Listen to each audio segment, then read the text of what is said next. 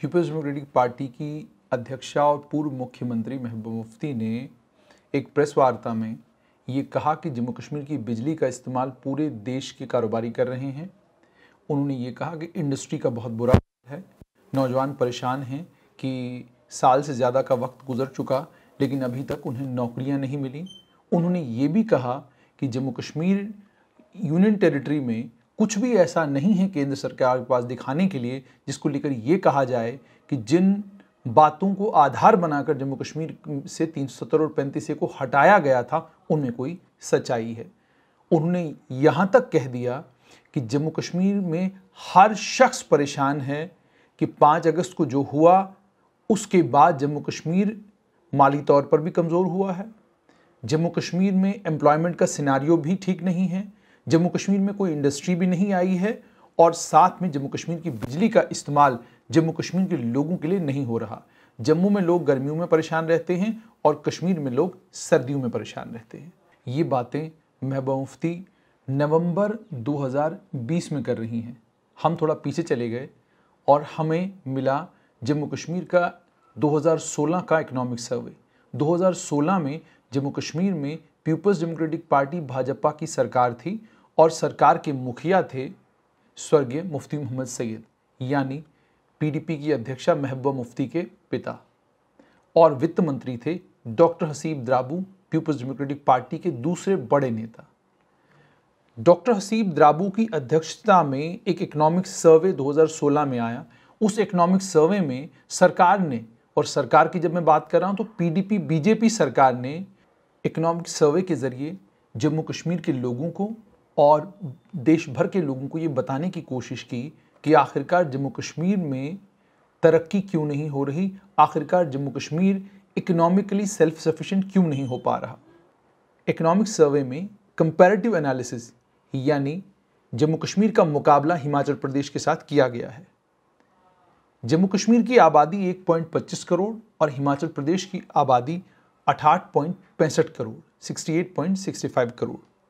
जम्मू कश्मीर का जीएसडीपी 2015-16 के आंकड़ों के हिसाब से 91,806 91,806 करोड़ और जीएसडीपी हिमाचल प्रदेश का 95,929 करोड़ यानी 4,000 करोड़ रुपया जीएसडीपी हिमाचल प्रदेश का जम्मू कश्मीर के कंपैरेटिवली ज़्यादा है। अच्छा, अब अगर हम बात ये करें कि जम्मू कश्मीर का और हिमाचल प्रदेश का एक और कंपैरिजन करें, जम्मू कश्मीर का एरिया, नेट एरिया है 1,01,387 स्क्वायर किलोमीटर। अब चूंकि जम्मू कश्मीर यूनियन टेरिटरी अलग हो चुकी है, लद्दाख की यूनियन टेरिटरी कम हो चुकी है, लेकिन आज भी एरिया के हिसाब से जम्मू कश्मीर हिमाचल प्रदेश से कंपैरेटिवली बड़ा है। इस समय इसके कंपैरेटिवली हिमाचल प्रदेश का ज्योग्राफिकल एरिया 55,673 स्क्वायर किलोमीटर, और चूंकि ये कंपैरिजन 2016 में हुआ है तो 2016 के कंपैरिजन के हिसाब से लगभग दुगना एरिया है जम्मू कश्मीर का। पॉपुलेशन डेंसिटी जम्मू कश्मीर की 124 लोग पर स्क्वायर किलोमीटर और हिमाचल की 123 लोग पर स्क्वायर किलोमीटर। इस आबादी के तनासुब के बावजूद हमने फिर जानने की कोशिश की। इसी इकोनॉमिक सर्वे में ये कहा गया है कि हाइडल पोटेंशियल जो जम्मू कश्मीर का है वो 20,000 मेगावाट है और हाइडल पोटेंशियल जो हिमाचल प्रदेश का है वो 27,436 मेगावाट के करीब है। इस 27,436 में से 6,370 मेगावाट की बिजली हिमाचल बना रहा है और इसी को रिवाइज किया गया। रिवाइज्ड एस्टिमेट्स में, रिवाइज्ड जो प्रोजेक्शन है उसमें 10,264 मेगावाट के करीब बिजली जो है वो हिमाचल बना रहा है और जम्मू कश्मीर 3,220 मेगावाट के करीब बिजली बना रहा है। यानी हमसे 7,000 मेगावाट ज़्यादा बिजली हिमाचल प्रदेश बना रहा है, जो साइज़ में हमसे छोटा, जो बाकी तमाम पैरामीटर्स पर साइज़ में हमसे छोटा, आबादी में हमसे छोटा है, लेकिन तरक्की की जब हम बात करें तो तरक्की में कोसों मील हमसे हिमाचल आगे है। ये मैं नहीं, ये इकोनॉमिक सर्वे 2016 का कह रहा है। यही इकोनॉमिक सर्वे ये कहता है कि मीडियम और लार्ज स्केल इंडस्ट्रीज़ की अगर बात की जाए तो हिमाचल में 503 हैं और जम्मू कश्मीर में कुल 86, यानी 7 गुना ज़्यादा इंडस्ट्रीज़ हिमाचल प्रदेश में हैं और जम्मू कश्मीर में कुल 86 के करीब करीब इंडस्ट्रीज हैं, मीडियम और लार्ज स्केल इंडस्ट्रीज, मीडियम या बड़ी इंडस्ट्रीज। और इन बड़ी इंडस्ट्रीज का में से भी 90% का जमावड़ा सांबा, कठुआ और जम्मू में है। नेट सोन एरिया की बात करें 5.45 लाख हेक्टेयर हिमाचल में, जबकि जम्मू कश्मीर में 7.41 lakh hectare net sown area Jammu Kashmir का है। अब इस पे भी कंपैरेटिव एनालिसिस करें, लगभग 2.20 लाख हेक्टेयर ज़्यादा नेट एरिया सोन जो है वो जम्मू कश्मीर में है। अब उसके बाद अगर टूरिस्टों की बात करें, 2015 में 1.75 करोड़ लोग हिमाचल प्रदेश घूमने गए और जम्मू कश्मीर में कुल 92.03 लाख के करीब करीब लोग आए। डोमेस्टिक टूरिस्ट इसमें से, यानी वो जो देश भर के अलग अलग भागों से जम्मू कश्मीर घूमने आए, उनकी तादाद थी 81.30 लाख के करीब करीब जम्मू कश्मीर में, जबकि 1.71 करोड़ लोग हिमाचल घूमने गए। इसमें से फॉरेनर्स 4 लाख विदेशी लोग हिमाचल घूमने गए और इनमें से कुल 29,000 जम्मू कश्मीर आए। अब सवाल यहाँ पर ये खड़ा होता है, ये तब के फिगर्स हैं जब जम्मू कश्मीर में 370 भी था और जब जम्मू कश्मीर में 35A भी था। क्या वजह कि 370 और 35 से, यानी स्पेशल स्टेटस होने के बावजूद, परमानेंट स्टेट सब्जेक्ट होने के बावजूद जम्मू कश्मीर में ना तो टूरिस्ट आ रहा था, ना ही जम्मू कश्मीर का हाइड्रोइलेक्ट्रिक पोटेंशियल जिस तरीके से एक्सप्लॉइट किया जाना चाहिए था एक्सप्लॉइट किया गया था, और ना ही इंडस्ट्रीज़ के नाम पर कुछ ऐसा दिखाने के लिए था कि हम बोलते कि हमने जम्मू कश्मीर के पास जो इंडस्ट्रियल पोटेंशियल है उसको मैक्सिमम, उस इंडस्ट्रियल पोटेंशियल का हम लोगों ने उसको यूटिलाइज करा है। हिमाचल भी जम्मू कश्मीर की तरह बिल्कुल एक कोने पर प्रदेश है, लेकिन आप ये देखिए कि 68 लाख की आबादी पर हिमाचल कहाँ पहुँच गया और जम्मू कश्मीर कहाँ पर है। जब हम पर्यटक की बात करते हैं तो माता वैष्णो देवी की यात्रा पर जो लोग आते हैं, अमरनाथ यात्रा पर जो लोग आते हैं, अगर उन यात्रुओं को इस 90 लाख के 98 लाख के 1 करोड़ के फिगर से बाहर निकाल दिया जाए तो आपके पास जम्मू कश्मीर में 3, साढ़े 3, 4 लाख या 5 लाख के करीब करीब वो पर्यटक आते हैं जो पर्यटक सिर्फ और सिर्फ जम्मू कश्मीर घूमने के लिए आते हैं। और ये इसके बावजूद कि जम्मू कश्मीर में लो कॉस्ट ऑफ लिविंग है, आपको बड़े सस्ते दामों पर होटल भी मिल जाते हैं और बड़े सस्ते दामों पर बाकी तमाम चीज़ें भी मिल जाती हैं, लेकिन तब भी हम पूरे देश भर के लोगों को एंटाइस, यानी पूरे देश भर के लोगों को लालायित नहीं कर पाते कि वो जम्मू कश्मीर आएँ और जम्मू कश्मीर आएँ और जम्मू कश्मीर की खूबसूरती का नज़ारा लें। ये मैं नहीं, ये सब कुछ कह रहा है जम्मू कश्मीर का 2016 का इकोनॉमिक सर्वे। इसी इकोनॉमिक सर्वे में ये भी कहा गया कि जब टूरिज्म की बात आती है तो टूरिज्म का सीज़न जम्मू कश्मीर में इसलिए असरअंदाज होता है क्योंकि अलगाववादी और आतंकवादी ये नहीं समझते कि स्ट्राइक करने से, दुकानें बंद करने से, हंगामे करने से, कारोबार को ठप करने से नुकसान जम्मू कश्मीर के आम कारोबारी का होता है। यहाँ पर जो एक तखमीना दिया गया है, उस तखमीने के मुताबिक ये बताया गया है कि कश्मीर में टूरिस्ट सीज़न जो है अप्रैल में शुरू होता है और अक्टूबर के आखिर में ख़त्म हो जाता है, और उसके बाद भी सर्दियों में भी टूरिस्ट सीज़न रहता है। बर्फ़ कश्मीर में पड़ती है तो देश भर से और विदेश से भी एक समय में लोग जम्मू कश्मीर उस बर्फ़ को देखने के लिए, विंटर स्पोर्ट्स के लिए कश्मीर घाटी में आते थे। लेकिन टूरिस्ट सीज़न 2016 में अप्रैल में शुरू हुआ और 7 जुलाई तक टूरिस्ट सीज़न बिल्कुल अपनी पीक पर था, और उसके बाद 4 महीने टेंस रहा और तमाम चीज़ें जो है कश्मीर घाटी में बंद हुई। इसका मतलब हो गया जुलाई के 24 दिन, अगस्त, सितंबर, अक्टूबर, लगभग टूरिस्टों का आना कश्मीर घाटी में बंद हो गया। इसका मतलब ये हो गया कि 4 महीने टूरिस्ट जब कश्मीर घाटी गया ही नहीं तो उसका सीधा सीधा नुकसान वहाँ के कारोबारियों को, वहाँ के आम लोगों को और वहाँ की आम जनता को हुआ। उसके बाद इंडस्ट्री को लेकर जब बात की गई तो इंडस्ट्री को लेकर भी इसी इकोनॉमिक सर्वे ने ये कहा कि हड़ताल की वजह से, कर्फ्यू की वजह से और 130 दिन लगातार हड़ताल और कर्फ्यू की वजह से 13,291 करोड़ का नुकसान कश्मीर के कारोबारियों को हुआ और लगभग 1,800 करोड़ का नुकसान जम्मू के कारोबारियों का हुआ। ये मैं नहीं, ये economic survey PDP BJP government का 2016 का ये बात कह रहा है।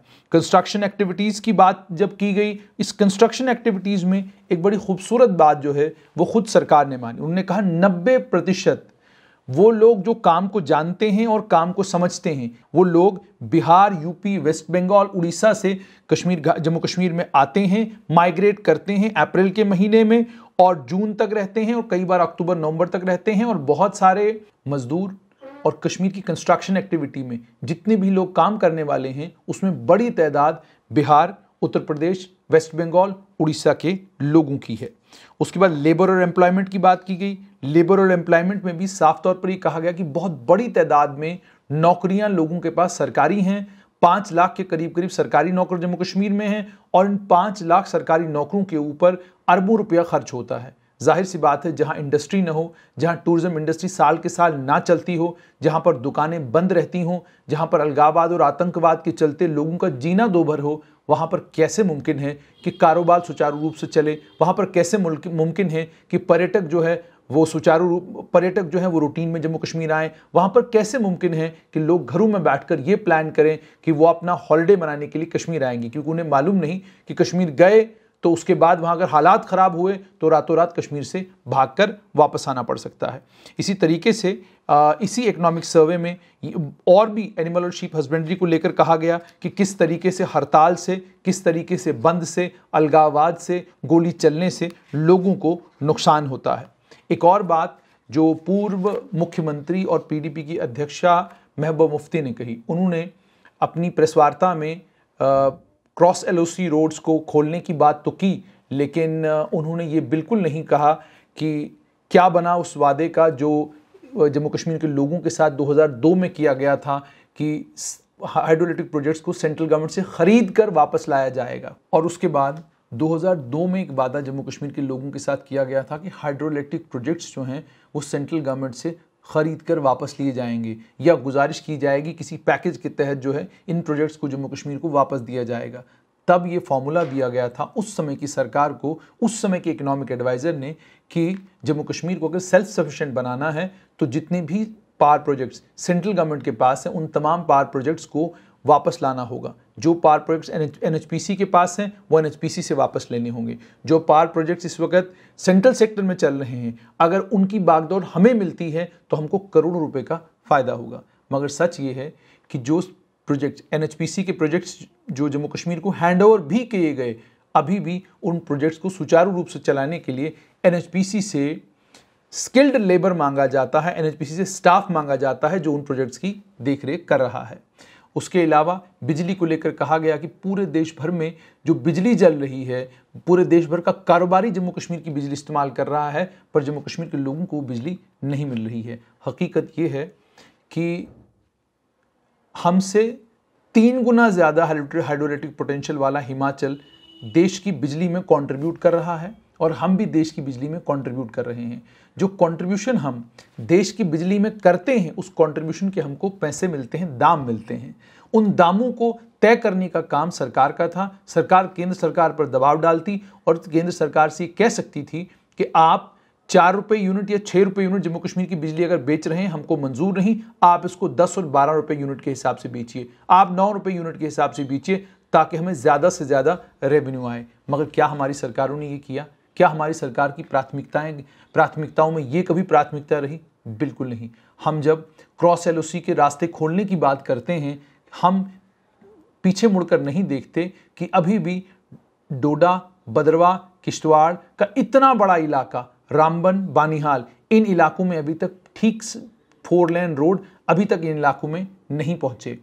हम जब बात करते हैं क्रॉस एलओसी के रास्ते खोलने की, हम अरनास, गूल अरनास और गुलाबगढ़ के रास्तों की बात नहीं करते, रजौरी के इंटीरियर एरियाज में जो रास्ते हैं उनकी बात बिल्कुल नहीं करते, क्योंकि वो हमारी प्राथमिकता नहीं है। हमारी प्राथमिकता है कि फ्रंट पेज की खबर बने और ख़ूबसूरत खबर बने और लोग उसमें ये कहें कि देखिए जनाब, इन्होंने क्रॉस एलओसी के रास्तों की बात की, इन्होंने उन रास्तों की बात की जिन रास्तों से जम्मू कश्मीर को आने वाले वक्तों में फ़ायदा हो सकता है। अभी तो जम्मू कश्मीर का कारोबार नहीं चल रहा। आपने खुद कहा, आपने कहा जम्मू कश्मीर के कारोबारी परेशान हैं कि उनका कारोबार नहीं चल रहा। इस 1 साल से ज़्यादा के वक्फे में बहुत सारी चीज़ें हैं जो नहीं हुई हैं। वाकई कोई बड़ा इंडस्ट्रियल हाउस अभी जम्मू कश्मीर में नहीं आया, वाकई कोई बड़ा private health care institute Jammu Kashmir में नहीं आया, वाकई नौकरी को कोई नए मौके जम्मू कश्मीर के इन बच्चों को नहीं मिले, वाकई बहुत कुछ नहीं हुआ। लेकिन सवाल ये है कि 5 अगस्त 2019 से पहले सरकारी नौकरियों के अलावा बच्चों के पास क्या था। 5 अगस्त 2019 से पहले बैकडोर एंट्री एक हकीकत थी। 5 अगस्त 2019 से पहले कैजुअल के नाम पर, डेलीवेजर के नाम पर जो भद्दा मजाक जम्मू कश्मीर के नौजवानों के साथ किया गया है, उस भद्दे मजाक का हिसाब देना ज़रूरी बनता है। क्या सरकारें देंगी? बड़ी छाती ठोक कर ये कहना जी हमने नौकरियां दी, अपने वक्त में हमने नौकरियां दी, ठीक है, क्योंकि ये सियासी बात है, लोगों को बहुत पसंद आती है। मगर हकीकत ये है, अगर आपने काबिलियत की बुनियाद पर, अगर आपने कंपटीशन की बुनियाद पर, अगर आपने बाज़ाब्ता रिटन टेस्ट लेकर लोगों को ईमानदारी से नौकरियां दी होती तो शायद आज जम्मू कश्मीर के ये हालात नहीं होते जो हालात जम्मू कश्मीर के हैं। अलगाववाद और आतंकवाद ने जम्मू कश्मीर की तमाम इंडस्ट्रियों को इतना कमज़ोर कर दिया कि आज जम्मू कश्मीर में इंडस्ट्री के नाम पर कुछ नहीं है। आपने अपने संबोधन में सब कुछ कहा, लेकिन आपने नहीं कहा कि आप अपने दौरे हुकूमत में उन इंडस्ट्रियलिस्टों के खिलाफ कोई कार्रवाई नहीं कर सकी जिन इंडस्ट्रियलिस्टों ने जम्मू कश्मीर में इंडस्ट्री तो लगाई, लेकिन बाद में सब्सिडी खाकर, मज़े लेकर यहाँ से चलते बने और आज उनके आपको पते भी नहीं मिलते। बैंकों के लोन उन लोगों ने लिए, बिना रिटर्न के डिफ़ॉल्ट करके भाग गए और आज आपको उनके पते भी नहीं मिलते। सवाल यहाँ पर यह है कि जब हम मुआवजा करना शुरू करें, जब हम बात करना शुरू करें, जब हम एक नई सियासी शुरुआत करना शुरू करें, बहुत ज़रूरी है कि हम सच बोलना शुरू करें। बहुत ज़रूरी है हम ये मानना शुरू करें कि हमारे दौरे हुकूमत में भी नहीं हुआ, 1 साल हुआ है, अब भी नहीं हुआ, लेकिन हम करवाएंगे। लेकिन हम मरकज़ी सरकार से मिलकर, केंद्र सरकार से, लेकिन हम करवाएंगे। हम मरकज़ी सरकार के ऊपर दबाव डालेंगे ताकि जम्मू कश्मीर की इंडस्ट्री फले फूले, जम्मू कश्मीर के नौजवानों को नौकरियां मिलें, जम्मू कश्मीर के कारोबारी का कारोबार बढ़े, जम्मू कश्मीर की टूरिज्म इंडस्ट्री मजबूत हो, जम्मू कश्मीर के hydro electric project Jammu Kashmir के लोगों के लिए तो बिजली बनाए ही बनाए, मुल्क में भी बिजली दें, हमें रेवेन्यू भी दें, मगर जम्मू कश्मीर की बिजली की जो ज़रूरत है उन ज़रूरतों को भी पूरा करें। और हम जब भी बात करें बिजली की तो सावला कोट को न भूलें। हम सावला कोट को इसलिए भी न भूलें क्योंकि नेशनल कॉन्फ्रेंस के नेता अली मोहम्मद सागर एक ज़माने में चिल्ला चिल्ला के कहा करते थे कि सावला कोट हाइड्रोइलेक्ट्रिक प्रोजेक्ट के मामले में किकबैक्स किसने लिए, वो किकबैक्स किसने लिए, उसका खुलासा भी अगर हो जाए तो बहुत मज़ा आए।